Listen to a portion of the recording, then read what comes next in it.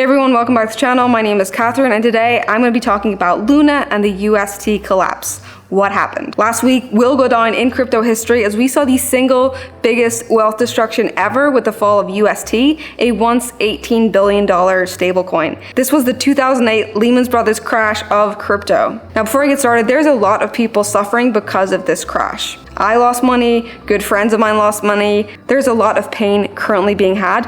All you have to do is check out the Reddit for Luna and you'll see how many desperate people lost money. And some of these people, they didn't use leverage. They didn't do anything with volatile crypto. They just put their funds into a stablecoin and now they're at a huge loss.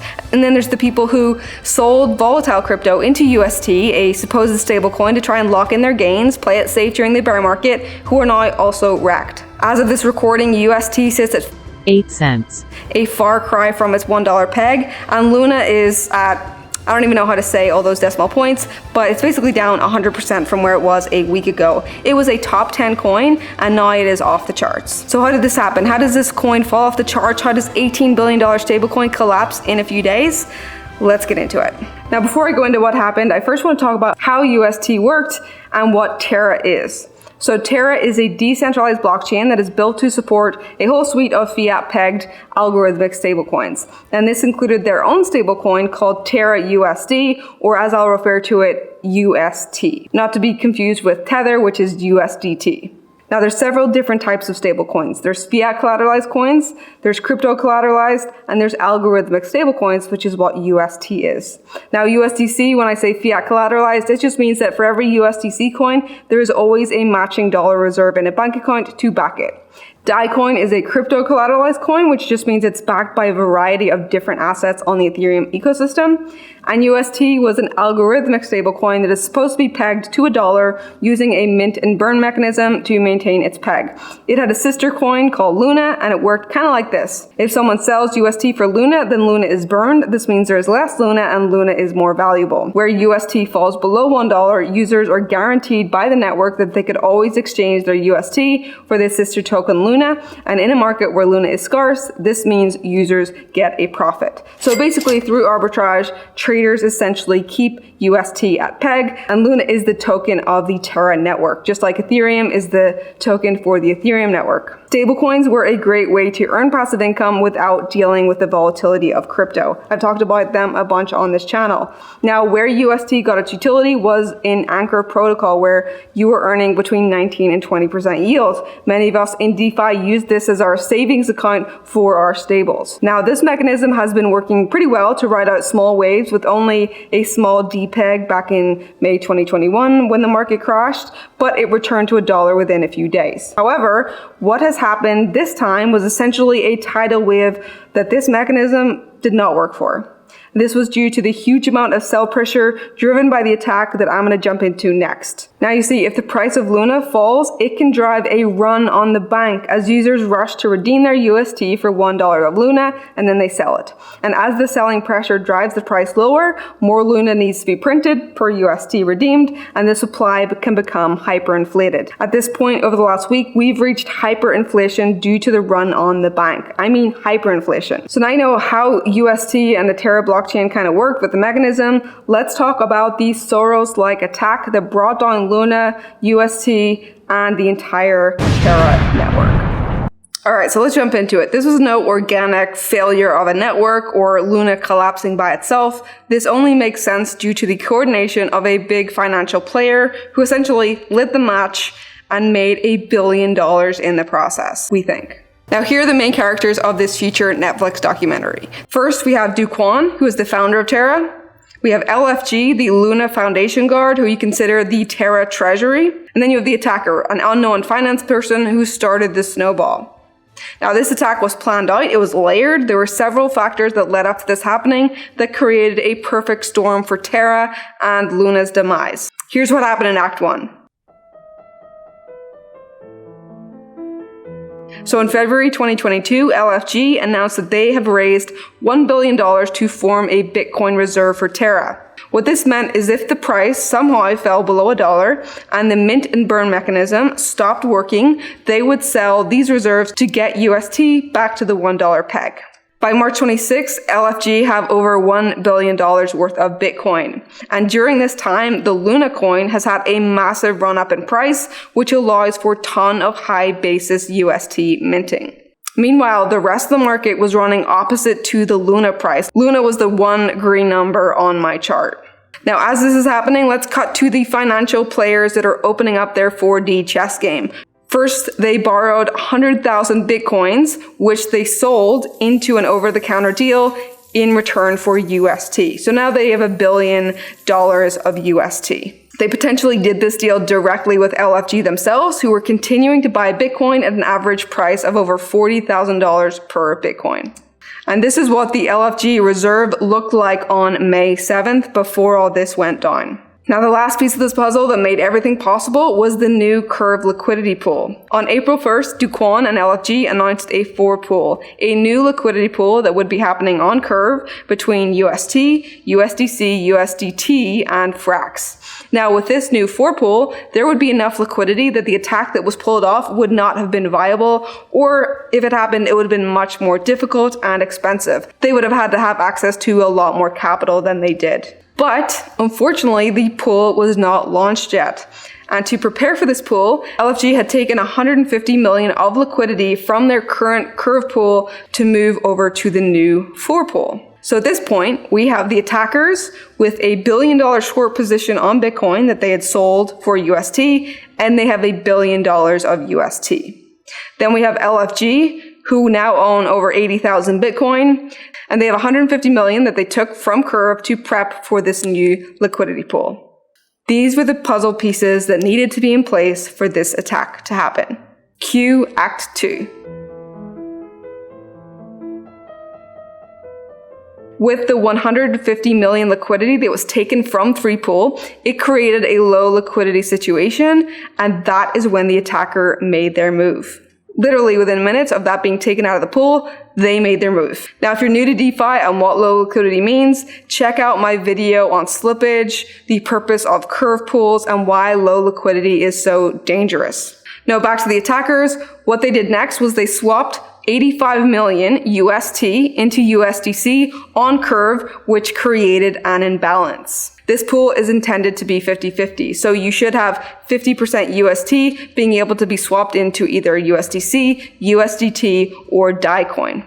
This allows for low slippage swaps, which you need when you're swapping stablecoins. Now, the pool continued to be drained of 350 million of liquidity as the attackers sold off their UST for other stablecoins in between $300K to $3 million clips. Just constant sales bashing down this price, which caused the peg to drop to just below 98 cents. Now, at this point, to put the pool back into balance and allow people to do swaps, 50,000 Ethereum was sold off, and another 20,000 Ethereum was sent to Binance to help with liquidity. Now, this first defense did help UST restore peg, but the attack had only begun. While the peg was restored, trust was diminishing as people began exiting. Anchor Protocol saw more than 2.86 billion in outflows, with deposits falling over 20% from 14 billion to just over 11 billion in over the span of 2 days. So not only did their money go out, they had a lot less people putting money into it, which is actually how they were getting their yield. It's not a pyramid scheme. It's not even a scheme per se.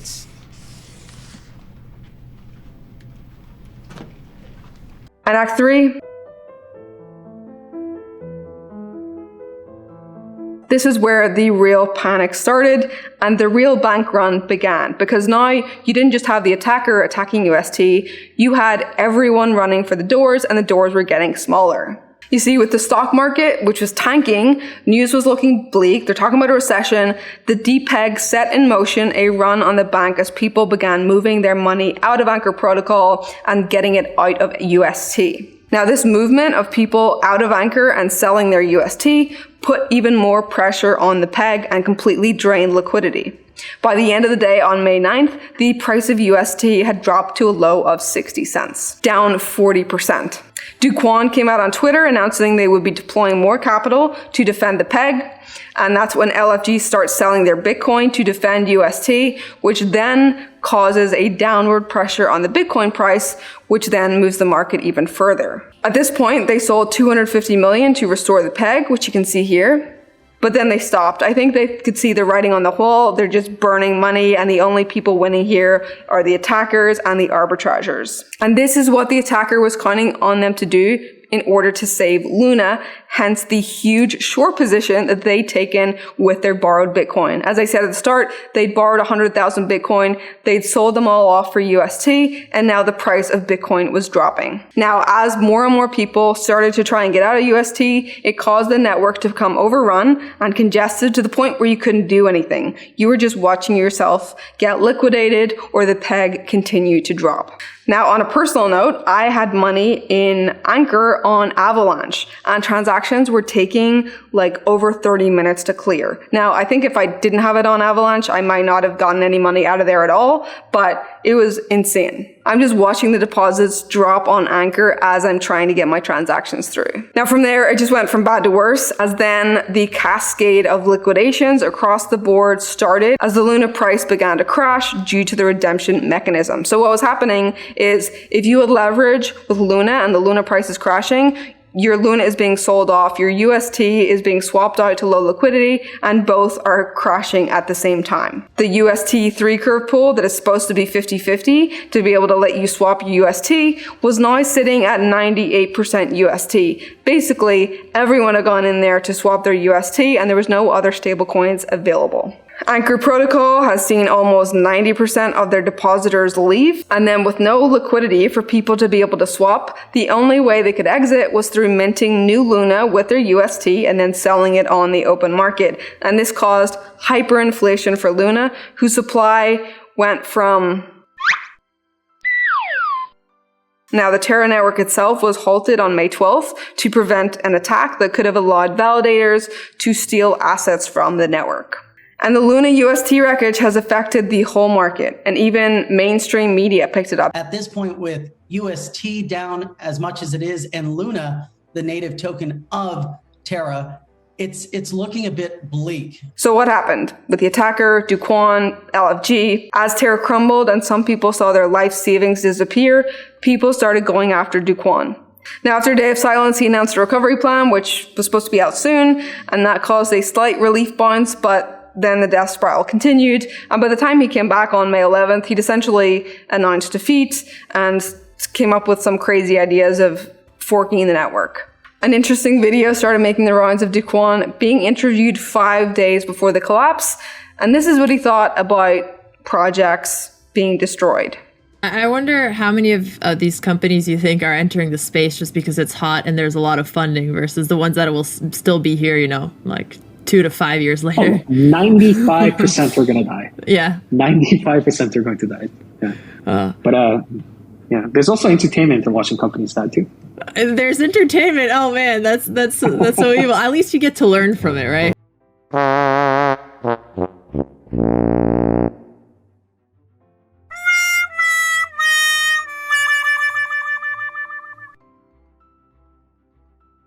Now, since then, Duquan has been connected to an earlier failed stablecoin called Basis Cash, which is one I actually remember from late 2020. It was one of the many crazy algo stablecoins during this time, along with ESD, DSD, ESG, XAI, and others. And if you remember any of those, let me know in the comments below, because you, my friend, are early DeFi. Now, the financial player behind the attack is still unknown, but as shown, they are well capitalized and they knew what they were doing. With some careful planning, precise execution, they had destroyed the biggest decentralized stablecoin in less than a week and likely made over $1 billion in the process. Check out this thread by On-Chain Wizard breaking down how much they likely made. Now, as I said, the implications and the ripple effects of this will be felt deeply and will be widespread, and we still don't even know how far this went. Unfortunately, a lot of people lost a lot of money.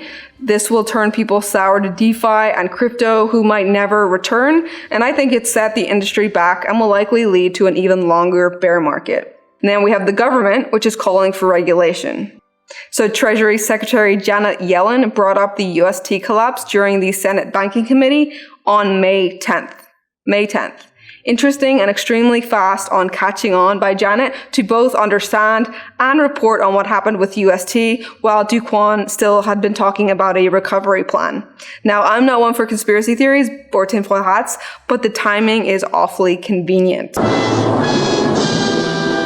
You see, I don't have much confidence in the government acting this fast on anything ever. Let me know your thoughts below. Do you think this was a takedown attempt to allow for regulation, or was it just a coincidence?